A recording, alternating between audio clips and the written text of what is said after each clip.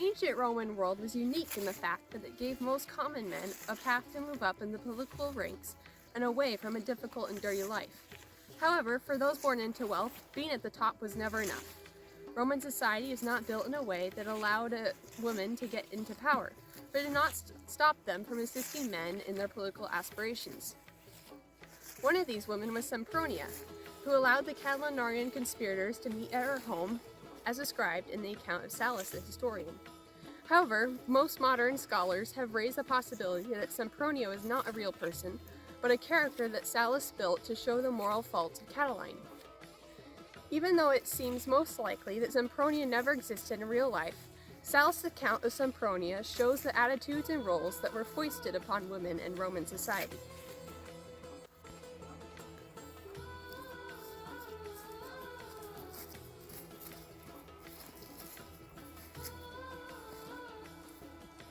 The Catilinarian Conspiracy was orchestrated about 63 BC by Catiline, a failed and broke politician who was frustrated that he had been shunned from gaining office. Along with his fellow elites, he conspired to overthrow the government that they had deemed oppressive and institute their own system of government. However, Cicero discovered their plot, was able to put a stop to it before they could murder him, and so the plan failed. The Ballum Catilinae, translated as the War of Catiline, was written by Sallust in 40 BC, about 20 years after the events of the Catilinarian Conspiracy took place. His work gives us the only historical appearance of Sempronia. According to Sallust, Sempronia was an intimidating character. She acted too much like a man, with little restraint. She gave into her every desire, which left her severely in debt. However, Sempronia made up for her moral shortcomings with her many talents. Sallust notes that Sempronia was unreasonably practiced with the lyre, too well read in Latin and Greek literature, and did not exhibit self-control in her desires for men and money, even though she was married. The Roman world viewed the adultery of married men as acceptable, but the adultery of married women as disgraceful. This made her, in the eyes of Roman culture, not a woman who can make a good wife or take care of a family. A Roman matron from any class was always expected to provide strong children for her husband, engage in religious duties, and oversee all the workings of her husband's household. Women maintained their power in the home, so they only had their home to use as a tool to influence the outside political world if they desired. Sempronia is not portrayed as having the ideal matronly attributes that were expected of her, but she was savvy enough to use her home to host the Catilinarian conspirators, shaping the outside Roman world.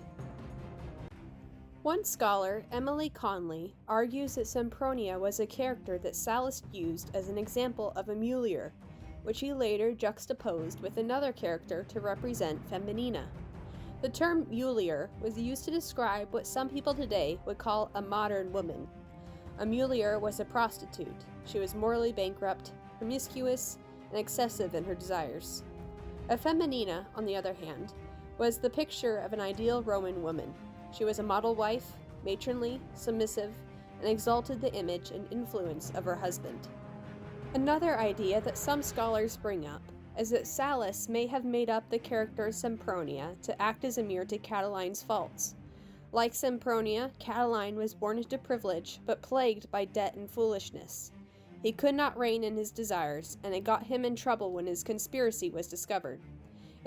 His unchecked ambition led to his eventual downfall. Some people assume that because Ballum Catilinae is a historical account, everything contained within is completely factual. However, this does not mean it was completely devoid of personal opinion. The fact still stands that Sallust's Ballum Catilinae is the only historical account of Sempronia. There is no historical evidence that Sempronia was actually a real person.